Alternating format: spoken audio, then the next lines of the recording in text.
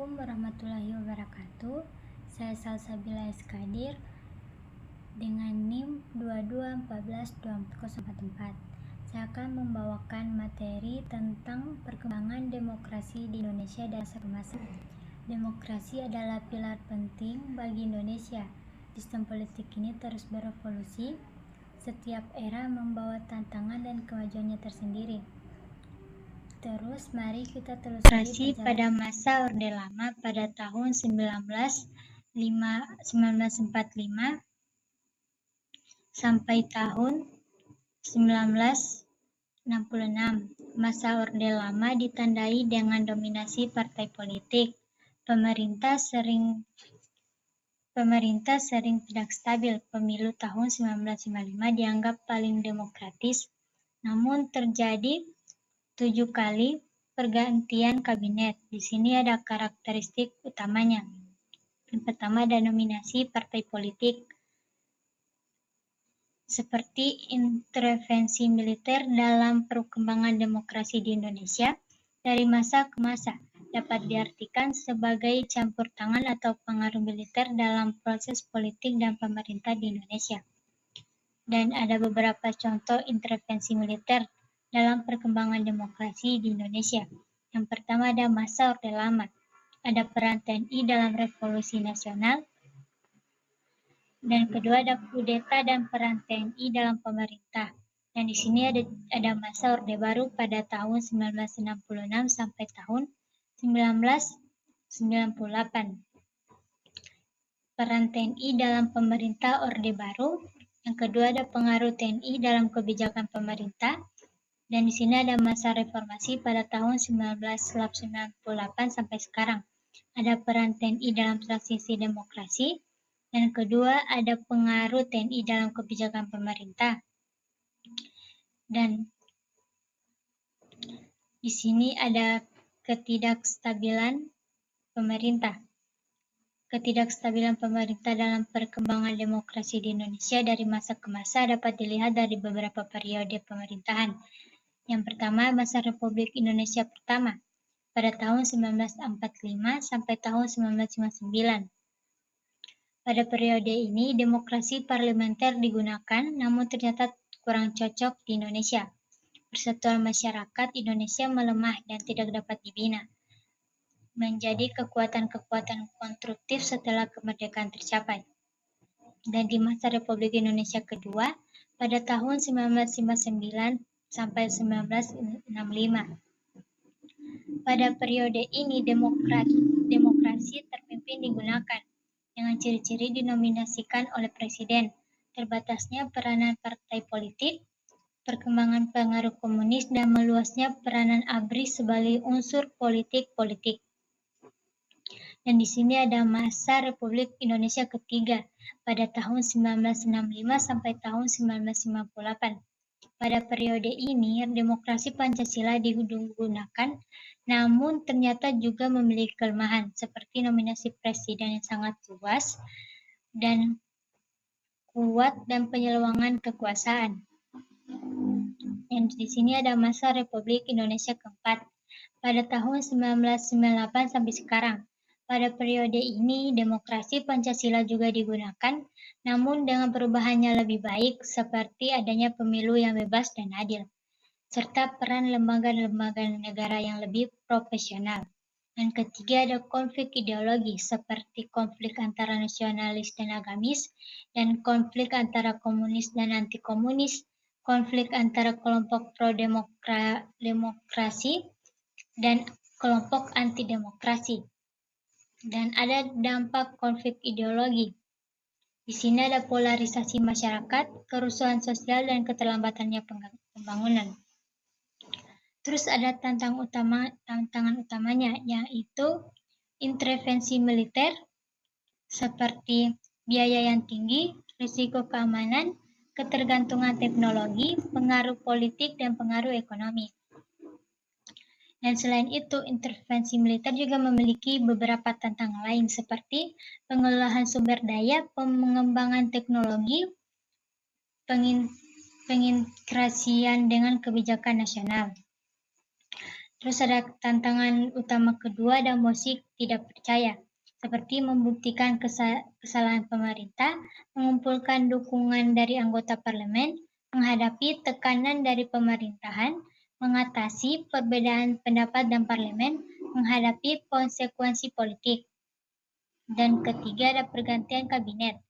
Yang pertama ada mengatasi konflik kepentingan politik, memastikan komunitas kebijakan pemerintah. Yang ketiga ada mengelola perubahan struktur dan personil kabinet. Keempat, menghadapi tekanan dari berbagai pihak seperti parlemen, media, dan masyarakat. Yang kelima ada memastikan stabilitas pemerintah dan kepercayaan publik.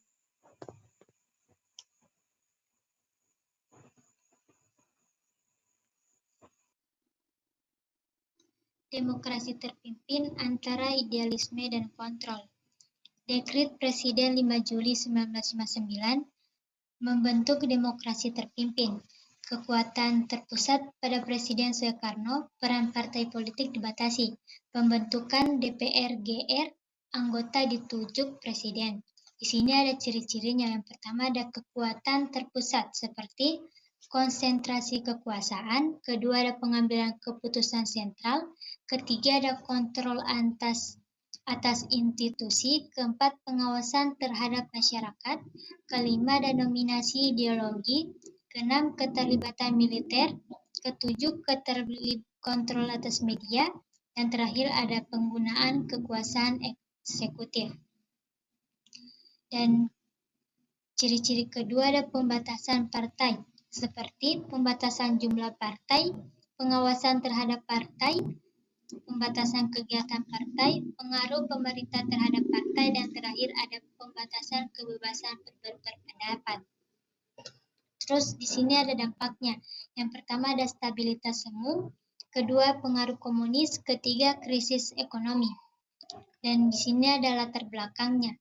Dari kedua latar belakang tersebut adalah kegagalan Badan Konstituante untuk menetapkan Undang-Undang Dasar baru sebagai pengganti Undang-Undang Dasar pada tahun 1950, Konstituante yang dibentuk dari hasil pemilu 1955 tersebut gagal mencapai kesepakatan tentang undang-undang baru, sehingga Presiden Soekarno mengeluarkan dekret tersebut. Dan beberapa faktor menyebabkan kegagalan ini adalah perbedaan pendapat tentang dasar negara, dengan kalangan nasionalis mengusulkan Pancasila dan kalangan Islam mengusulkan Islam. Selain itu, terdapat juga perbedaan pendapat tentang bentuk pemerintah dan sistem politik yang akan diterapkan. Terus ada Dekret Presiden 5 Juli pada tahun 1959. Kemudian membubarkan Konstituante dan menetapkan kembali ulang Undang-Undang Dasar 1945 sebagai konstitusi negara. Dekret ini juga membuka jalan bagi Presiden Soekarno untuk memperkuat kekuasaan dan menetapkan sistem demokrasi terpimpin. Demokrasi semu di era Orde Baru pada tahun 1966 sampai 1998. Stabilitas politik dan pembangunan ekonomi jadi prioritas. Sistem kepartaian disederhanakan, Golkar selalu menang pemilu. Otoritarianisme, KKN, dan pembatasan kebebasan sipil menjadi tantangan. Di sini yang pertama stabilitas. Yang stabilitas dalam demokrasi semu di era Orde Baru pada tahun 1966 sampai tahun 1998, yaitu ada stabilitas politik, kedua stabilitas ekonomi, ketiga kontrol sosial. Namun stabilitas ini dicapai dengan pengorbanan kebebasan berpolitik dan hak asasi manusia. Dan di sini yang kedua ada ekonomi. Ekonomi dalam demokrasi semu ini di era Orde Baru pada tahun 1966 sampai 1998, yaitu ekonomi liberal. Pemerintah Orde Baru menerapkan kebijakan ekonomi liberal yang mendukung investasi asing dan perdagangan bebas. Pembangunan yang kedua ada pembangunan ekonomi. pemerintah Orde Baru fokus pada pembangunan ekonomi melalui proyek-proyek infrastruktur dan industri. Yang ketiga ada kontrol ekonomi. Pemerintah Orde Baru memiliki kontrol yang kuat atas ekonomi, termasuk kontrol atas perbankan, perdagangan, dan industri strategis. Dan keempat ada korupsi dan kolusi. Era Orde Baru juga diwarnai dengan korupsi dan kolusi yang meluas, terutama dalam bidang ekonomi. Dan di sini ada otoriter. Seperti yang pertama, kekuasaan sentral. Pemerintah Orde Baru memiliki kekuasaan sentral yang kuat dan terkonsentrasi pada Presiden Soeharto. Yang kedua ada pengawasan dan kontrol. Pemerintah Orde Baru memiliki pengawasan dan kontrol yang ketat atas masyarakat, termasuk kontrol atas media, pendidikan, dan kegiatan sosial. Yang ketiga ada penindakan terhadap oposisi. Pemerintah Orde Baru menindak oposisi politik dan aktivis yang dianggap mengancam kekuasaannya. Yang keempat ada kultur ketakutan. Pemerintah Orde Baru menciptakan kultur ketakutan di masyarakat sehingga masyarakat takut untuk menyatakan pendapat atau melakukan protes. Era reformasi dan kebangkitan demokrasi pada tahun 1998 sampai sekarang. Krisis ekonomi pada tahun 1997 memicu reformasi. Kebebasan pers, multipartai, dan desentralisasi muncul. Pemilu pada tahun 1999 dianggap paling bebas setelah 1955. Ratusan partai politik bermunculan. Yang pertama, kebebasan pers. Kebebasan pers di era reformasi dan kebangkitan demokrasi tahun 1998 sampai sekarang yaitu kebebasan berekspresi. Pers memiliki kebebasan untuk menyampaikan pendapat dan informasi tanpa takut akan penindakan. Yang kedua, keterbukaan informasi. Pemerintah wajib memberikan informasi yang kuat, akurat, dan transparan kepada masyarakat melalui pers. Yang ketiga, perlindungan hak-hak jurnalis. Jurnalis melindungi dari penindakan, intimidasi, dan kekerasan dalam menjalankan tugasnya. Dan keempat, diversifikasi media. Munculnya berbagai jenis media seperti media online, televisi, dan radio yang memperkaya kebebasan pers. Dan di sini ada yang kelima, pengawasan dan kritik. Pers memiliki peran penting dalam mengawasi dan mengkritik pemerintah dan lembaga-lembaga lainnya. Dan di sini yang kedua ada multipartai. Multipartai di era reformasi dan kebangkitan demokrasi tahun 1998 sampai sekarang adalah sistem politik di mana terdapat lebih dari satu partai politik yang berlaga dalam pemilu dan berperan dalam pemerintahan. Ini berbeda dengan sistem satu partai yang diterapkan selama masa era Orde Baru di mana hanya satu partai politik yang dominan, yaitu Golkar. Dalam sistem multipartai, setiap partai politik memiliki kesempatan yang sama untuk berkompetisi dalam pemilu dan memperebutkan kursi di parlemen. Hal ini memungkinkan terjadinya perubahan pemerintah dan memperkuat sistem demokrasi.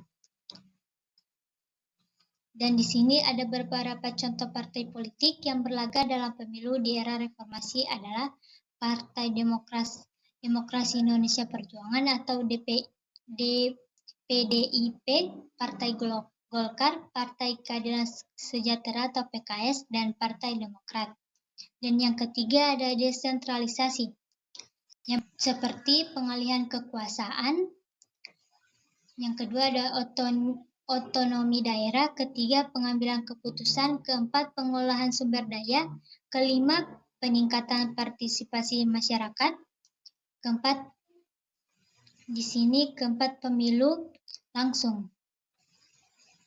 Pemilu langsung di era reformasi dan kebangkitan demokrasi tahun 1998 sampai sekarang adalah proses pemilihan umum yang dilakukan secara langsung oleh rakyat untuk memilih wakil-wakil mereka di pemerintahan. Ini merupakan salah satu bentuk pelaksanaan demokrasi di Indonesia setelah berakhirnya masa Orde Baru. Pemilu langsung memiliki beberapa karakteristiknya, seperti pemilihan secara langsung, pemilihan umum yang bebas dan adil, partisipasi rakyat yang luas, dan pemilu langsung di Indonesia telah dilakukan beberapa kali, seperti pemilu tahun 1999, 2004, 2009, dan 2014, yang terakhir ada 2019. Pemilu ini telah membantu memperkuat demokrasi di Indonesia dan memberikan kesempatan kepada rakyat untuk memilih pemimpin dan mereka secara langsung.